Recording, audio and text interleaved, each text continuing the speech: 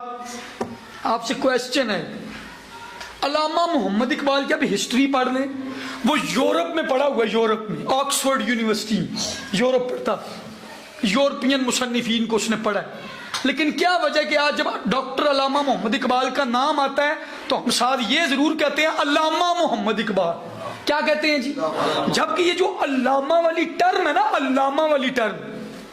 یہ مولویوں کے لیے ہوتی ہے۔ کیا علامہ صاحب نے کچھ دے جی لامے ہوندے نے تے علامہ بنے ہوندے وہ لامے پورے پنڈ واسطے پورے محلے واسطے، نہ انہاں دا کوئی عقیدہ نہ انہاں دی گل دا کوئی سر پیر، تے اونج میں انہاں نو علامہ نہیں کہنا، میں کہنا لامے کی نے جی، ہاں جو لامے کو اللہ بچائے، اور اچھے لوگ بھی ہوتے ہیں اور علماء کی قدر کرنی بھی چاہیے۔ لیکن علامہ جو لفظ ہے نا یہ اسپیشل مولویوں کے لیے ہوتا ہے جو دین کی باتیں کرے، جن کے پاس شریعت کا علم ہو، ان کے لیے یہ ٹرم استعمال ہوتی ہے علامہ۔ تو ڈاکٹر علامہ محمد اقبال نے تو پوری زندگی اس نے پی ایچ ڈی یورپ سے کی ہے، وہاں کے مصنفین کو پڑھتا رہا، تو پھر ڈاکٹر علامہ محمد اقبال کو علامہ کیوں کہتے ہیں؟ اس کا ایک ہی جواب ہے، علامہ محمد اقبال اگرچہ اس نے پی ایچ ڈی یورپین ممالک سے کی ہے اور وہ انگریزی ماحول میں رہا ہے، لیکن اس کے ابے نے اس کو انگریز کی تعلیم بعد میں پڑھائی ہے، قرآن کی تعلیم پہلے پڑھائی، انگریز کی طرف بعد میں بھیجا ہے، یورپ میں دوسری تیسری طرف کیمسٹری اور بیولوجی اور اس طرف بعد میں بھیجا ہے، پہلے شریعت کا علم سکھایا اس کے باپ نے، اس کے باپ نے پہلے شریعت کا علم سکھایا۔ یہی وجہ تھی کہ علامہ محمد اقبال جب گیا یورپ میں اس نے پڑھا وہاں کے بھی مصنفین کو، لیکن اس سے پہلے اقبال نے شیخ سعدی کو بھی پڑھ لیا تھا، مولانا روم کو بھی پڑھ لیا تھا، اس کے ابے نے اس کو دین پہلے سکھایا، بعد میں یورپ کی پڑھائیوں کی طرف انگریزوں کی طرف بھیجا۔ پھر کیا ہوا، اقبال نے انگریزی ماحول کی آنکھوں میں آنکھیں ڈال کر یورپین ماحول کو کہا خیرہ نہ کر سکا مجھے جلوائے دانش فرنگ، کیونکہ میں آنکھ میں ہے میری خاک مدینہ و نجف، میری آنکھ میں مدینہ اور نجف کا سرما ہے، وہ انگریزوں تہاڈے جلوے اقبال نو نہیں پھسلا سکتے۔ اور آپ نے کہا زمستانی ہواؤں میں تھی گو شمشیر کی تیزی، نہ چھوٹے مجھ سے لندن میں بھی آداب سحر خیزی۔ او اگرچہ وہ بڑا ماحول خراب تھا، لیکن اقبال کہتا ہے کہ میرے ابے نے میری ایسی تربیت کی کہ اس نے مجھے قرآن کا علم دیا، اس نے مجھے شریعت کا علم دیا کہ پھر انگریزوں کی انگریزی میرے پر غلبہ اس کا نہیں ہوا۔ لیکن ہمیں کیمسٹری کی ٹینشن ہے، بیولوجی کی ٹینشن ہے، اور یہ بڑی اچھی تعلیم ہے، میں اللہ کی قسم اٹھا کر کہتا ہوں یہ چیزیں نہ ہوں تو جڑے ڈاکٹر تہاڈے وجوداں دے پرزے سیدھے کرتے ہیں، ساڈے تے کڈنیاں نہ کدی صحیح ہوئی، ہمارا کبھی دل نہ سیدھا ہو، یہ علم ضروری ہے، ہمیں تو سمجھنا ہے۔ یہ میں یاد رکھنا، میں دنیاوی تعلیم کے بالکل خلاف نہیں ہوں، اور جو اس کے خلاف ہے وہ سب سے بڑا جاہل بے وقوف ہے۔ وہ کیمسٹری بیولوجی غلط تعلیم نہیں ہے، ضرورت ہے، وقت کی ضرورت ہے، ضرور پڑھنا چاہیے، کوئی نہیں اس پر بات کر سکتا۔ یہ کم علم لوگ ہوتے ہیں جو اس طرح کی بات کر جاتے ہیں کہ جاؤ کیمسٹریاں پڑھاؤ، تہاڈے پترا نے کورا چبایا کہ کیمسٹری، یہ باتیں نہیں ہوتی۔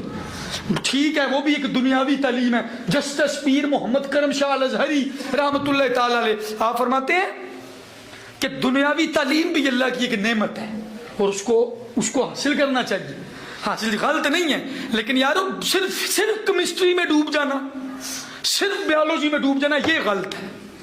میں آپ کو بتا دوں کیا یہ ہمارے معاشرے کی حقیقت نہیں ہے کہ جو آپ کے بچوں کا کیمسٹری کا ٹیچر ہے وہ ایک دن آئے تو تمہیں ٹینشن لگ جاتی ہے، تو تساں کدھرے جانا ہوئے نانکے دادکے کدھرے جانا ہوئے پھپھو دے گھر خالہ دے گھر، تو آپ وہ کیمسٹری والے ٹیچر کو فون کر دیتے ہو جناب آج نہ آنا، تو قاری صاحب سائیکل آ کے تہاڈے بوہے تے آ جاندے، تو تسی ادو دسدے ہو جناب او ہو بچے تو نانکے ٹر گئے۔ کیمسٹری بیولوجی کو تم 5,000 روپے کی فیس دیتے ہو، دو، کیونکہ وہ بڑی اعلیٰ تعلیم ہے، تو ادا رٹا بھی بڑا اوکھا لگتا ہے، بڑے مشکل معاملات ہیں، اور جو پڑھتے ہیں ان کو داد ہے، بڑی اچھی بات ہے، سیکھنا چاہیے۔ لیکن قرآن کے قاری کو تم کیا دیتے ہو؟ 500 روپے، چلو ہوں 1000 دے چھڑ دے ہوگی، لیکن زیادتی تم نے قرآن کو کیا دیا؟ سرکار نے کہا تھا اپنے مجھے بتاؤ نا جب یہ معاملات ہوں گے تو پھر معاملہ خراب ہوگا، تو اس طرف توجہ کرے۔ علامہ محمد اقبال کے باپ نے اس کو دی دنیاوی تعلیم، لیکن اس سے پہلے اس نے اس کے اندر شریعت کا علم ڈالا، نماز کی محبت پیدا کی، نبی کا عشق دیا۔ نبی ایک بات سناتا ہوں آپ کو اقبال کے بچپن کی بات۔ علامہ محمد اقبال کہتے ہیں میں کالج سے گھر آیا نا، گھر تو میرے دروازے پہ ایک فقیر کھڑا ہوا، فقیر डॉक्टर अल्लामा मोहम्मद इकबाल के दरवाजे पे फकीर खड़ा था, वो पैसे मांग रहा था, तो इकबाल कहता मैं कॉलेज में पढ़ा हुआ लड़का था, मैंने उसको थप्पड़ मार दी, मैं चल निकल बाबा मंगना आ जाते रोजाना। इकबाल ने उसको थप्पड़ मारा, वो फकीर रोता हुआ जब जाने लगा ना, पीछे से इकबाल का बाप आ गया और इकबाल के अब्बे ने जाके उस फकीर को पकड़ा, जेब से पैसे भी दिए, बाबे से माफी भी मांगी, फिर अंदर इकबाल को लेकर आए। तो इकबाल कहने लगा बाबा जी ये आपने क्या किया, व्हाट इज दिस, की गीता जी ये क्या तरीका था, फकीर को माफी मांगने हो। तो अल्लामा मोहम्मद इकबाल कहते मेरे अब्बे ने फिर मुझे जो जुमला कहा ना,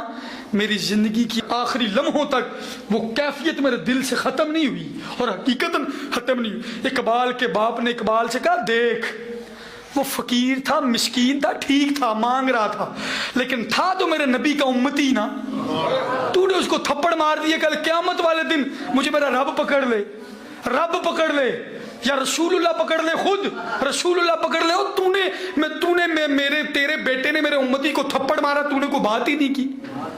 तो मुझे तो शर्म आती है कि मुझे सरकार जो हमारे लिए इतनी दुआएं करते रहे, जो हमारे लिए रहमत है, मैं उधर कहीं शर्मिंदा ना हो जाऊं। इकबाल कहता है मेरे बाबा जान की ये बात मेरे दिल पे ऐसी असर की कि उनकी जिंदगी के आखिरी लम्हात थे, और इकबाल बहुत बड़ा शायर है, लेकिन इकबाल की जिंदगी का जो आखिरी शेर है फारसी का, वो आखिरी टाइम पे था, तो इकबाल ने एक शेर लिखा जो इसी कैफियत पर मबनी था, जो बाप ने बचपन में बात की। इकबाल की जिंदगी के आखिरी लम्हात हैं, इकबाल करीबुल मर गया, मौत के करीब है, लेकिन इकबाल के दिल के अंदर वही कैफियत, और इकबाल ने कलम उठाया और अल्लाह पाक से गुजारिश की। क्या सुने इकबाल ने क्या कहा, वो कहने लगा तू गनी अजहर तो आलम मन फकीर,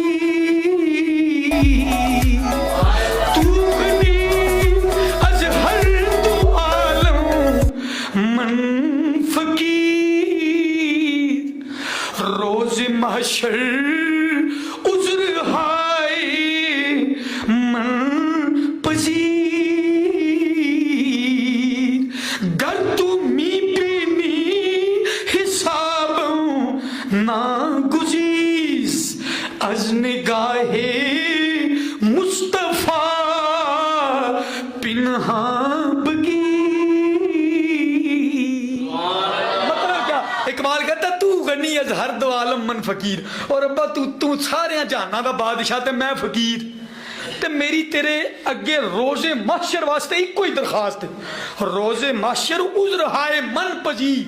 मेरी एक ही दरखास्त है, घर तू मी बीनी हिसाब ना गुजी। पहली गल तो है कि रब्बा बंदे ते फकीर दा हिसाब भी कोई नहीं हुंदा, बादशाह ते बंदे दा, बादशाह ते फकीर दा हिसाब भी कोई नहीं हुंदा, लेकिन फिर भी अगर इकबाल का हिसाब लेना नागुजीज है, यानी अटल है, होना ही होना है, नागुजीज है, होना ही होना है, तो इकबाल की गुजारिश को कबूल कर कि अज निगाहे मुस्तफा पिन्हा बगीर, रब्बा कलियां ले ली रसूलुल्लाह दे सामने ना ले। इकबाल की जिंदगी की आखिरी गुजारिश, वही बाप ने जो बचपन में बात की उसी की तासीर थी कि आखिर में कहते हैं अज निगाहे मुस्तफा पिन्हा बगीर, और रब्बा हिसाब लै तू, जे लैना ही तो पक्की गल लैना नहीं टल सकता, तो फिर इकबाल की कोई गुजारिश है ज़हरा के बाबा के सामने मत लेना। एक कैफियत थी, ये जो बाप ने बचपन में दिया वो इकबाल के अंदर उतरा, इस पर तवज्जो किया करो।